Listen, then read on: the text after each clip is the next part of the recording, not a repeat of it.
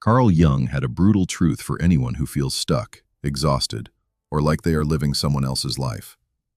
Who looks outside dreams. Who looks inside awakes. It sounds like a nice inspirational quote for a coffee mug, but it is actually a radical, highly demanding instruction. To truly wake up, you have to focus entirely on yourself and intentionally forget about the expectations of absolutely everyone else. Think about how you have lived your adult life up until this very moment. From the time we are old enough to understand language, we are trained to look outward. We look to our parents for approval. We look to the education system for grades. We look to our bosses for a paycheck. And we look to society to tell us what a successful life is supposed to look like. You buy the right car, you get the right job, you nod politely in meetings when you actually want to scream, and you curate a life that looks fantastic on paper. Carl Jung, the legendary Swiss psychiatrist, had a specific name for this psychological phenomenon. He called it the persona. The word originally comes from Latin, referring to the theatrical masks worn by actors in ancient Rome.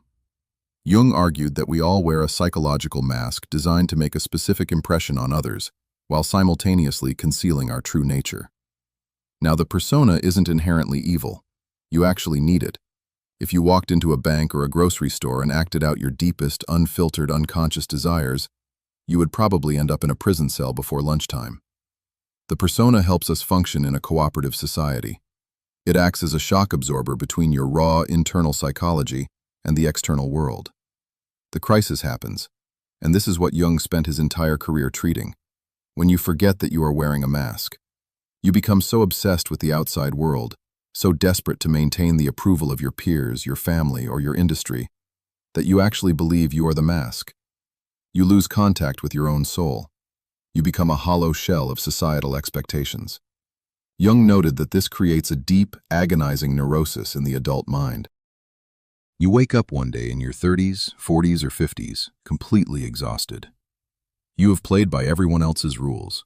You have focused entirely on making sure everyone else is comfortable with who you are, and your reward is a lingering sense of emptiness. You feel like an imposter in a life you spent decades building. Jung himself experienced this exact pressure. In the early 1910s, he was being groomed to be the undisputed heir to Sigmund Freud, the founder of psychoanalysis. Freud was a father figure to Jung, and the entire academic community expected Jung to simply carry the Freudian torch forever. But Jung deeply disagreed with Freud's obsession with childhood trauma and sexual repression as the sole drivers of human behavior. To stay with Freud meant guaranteed fame, immense wealth, and the adoration of the scientific crowd. To leave meant professional exile. Jung chose to focus on his own internal truth. He severed ties with Freud, losing his mentor and his community in one brutal stroke.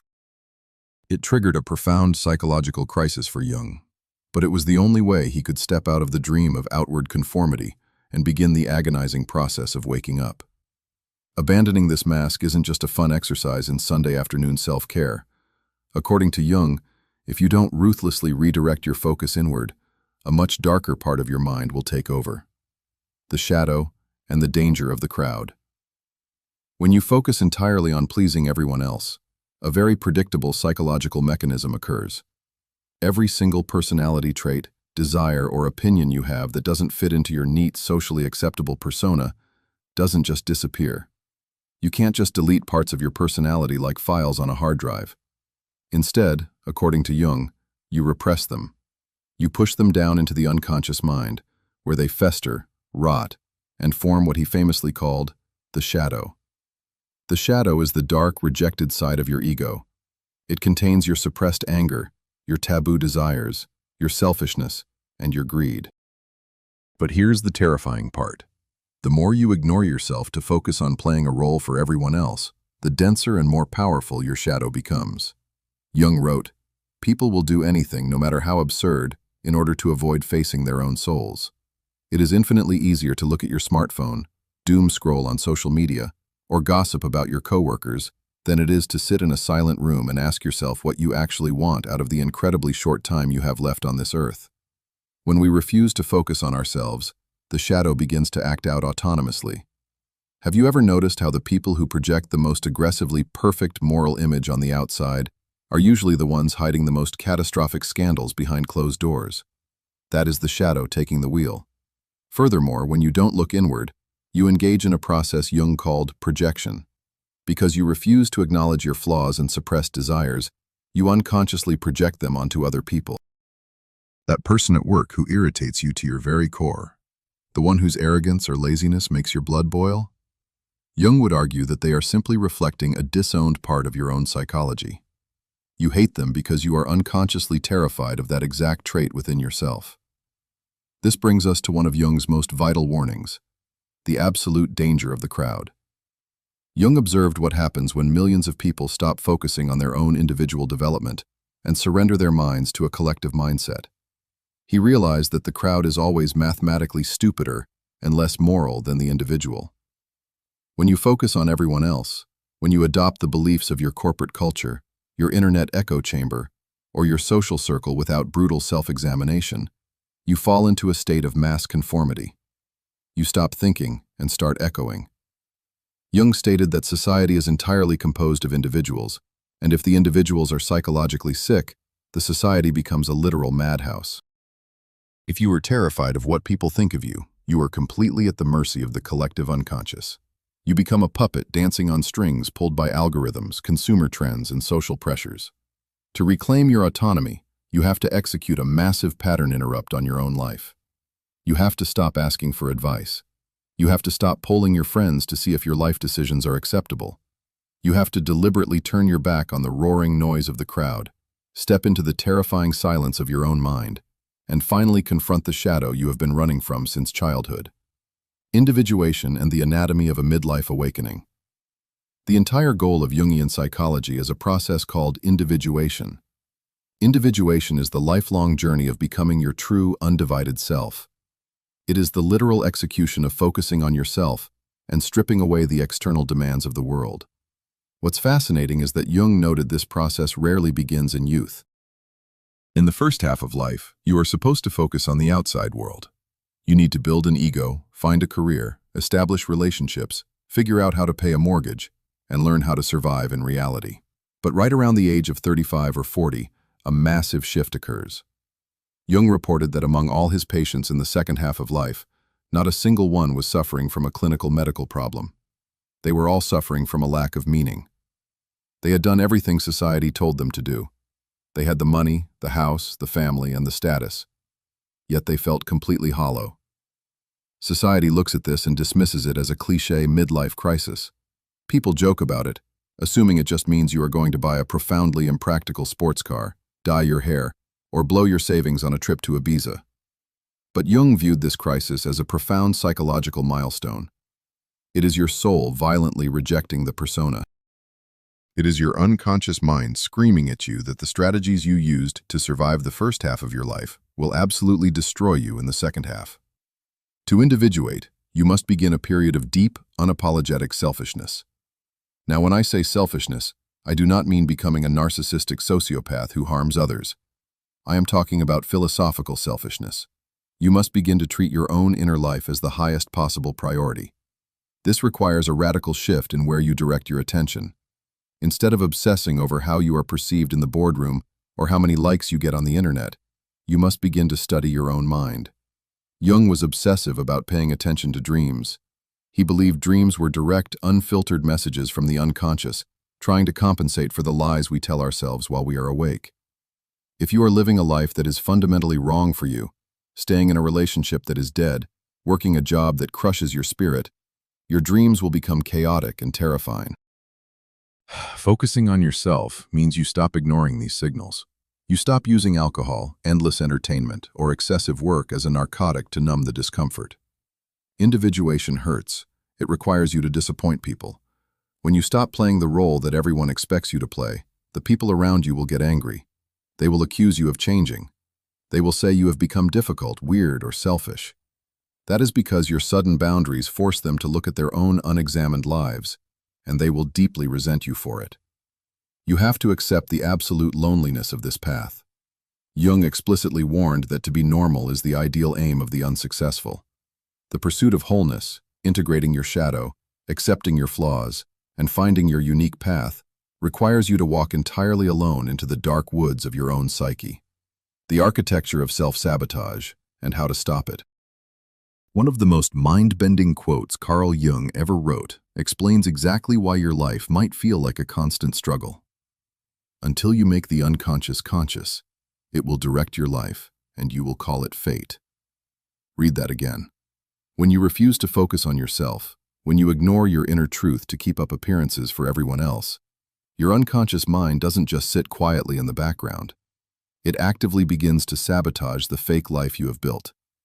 You will find yourself destroying your own success, ruining relationships, or blowing up your career, and you will sit there blaming bad luck, bad timing, or a terrible economy.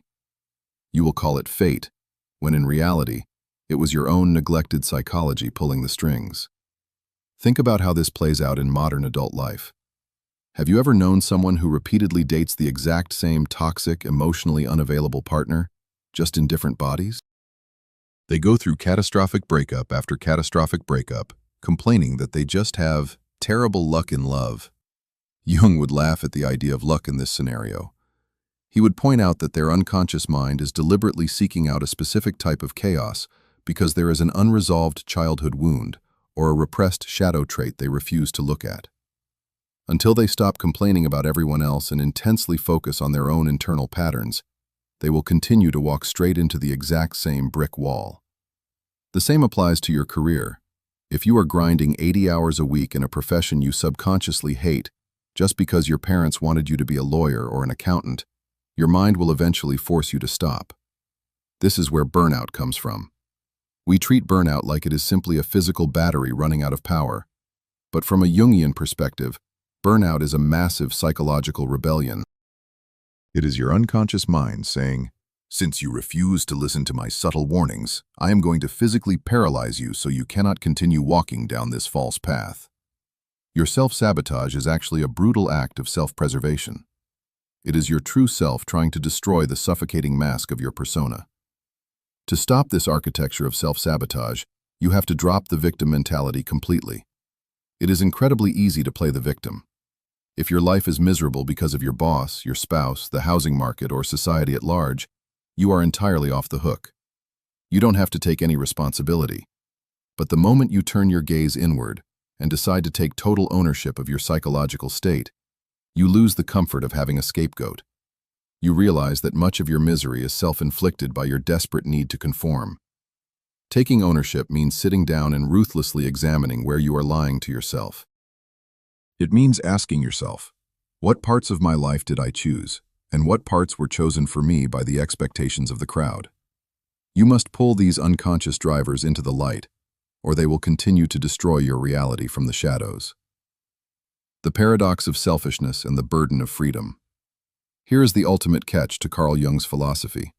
Focusing on yourself is actually the most difficult and terrifying thing you can possibly do, which is why almost no one actually does it. It requires carrying the massive burden of total psychological freedom. After Jung broke away from Freud and faced absolute professional exile, he spent years in a state of deep, voluntary isolation. He built a literal stone tower in Bollingen, Switzerland, where he would go to sit in silence, chop wood, paint, and explore the deepest, most terrifying depths of his own mind. He had no electricity, no running water, and no audience. During this time, he wrote The Red Book, a massive, deeply personal ledger of his confrontations with his own unconscious. He didn't care if the scientific community thought he was insane. He was ruthlessly focused on his own individuation. And the paradox is this: by retreating from the world and focusing entirely on his own internal development, Jung ended up producing psychological insights that have helped millions of people navigate their own lives. This is the ultimate truth of focusing on yourself. You cannot genuinely help anyone else if you are a fractured, neurotic mess entirely dependent on external validation. A society made up of people desperately trying to please each other is a fragile house of cards, easily manipulated by marketing algorithms, toxic influencers, and the endless treadmill of consumerism. But a person who has individuated, a person who has faced their shadow, dropped their persona, and found their internal anchor, is virtually unbreakable. When you stop needing the crowd to tell you who you are, you actually become capable of genuine love, real leadership, and profound creativity. You stop using other people as mirrors to validate your existence, and you start interacting with them as whole, independent human beings. You can finally enjoy relationships because you aren't secretly demanding that your friends or your partner fill the void in your soul. Forgetting about everyone else isn't about cruelty. It is about psychological hygiene. It is about realizing that your primary duty in this incredibly brief life is to figure out who you actually are before you die. It is the realization that the crowd does not know what is best for you, the collective does not care about your soul, and absolutely no one is coming to save you from a life of mediocrity. You have to save yourself. You have to look inside, brave the terrifying darkness of your own unexamined life, and finally awake from the dream of conformity.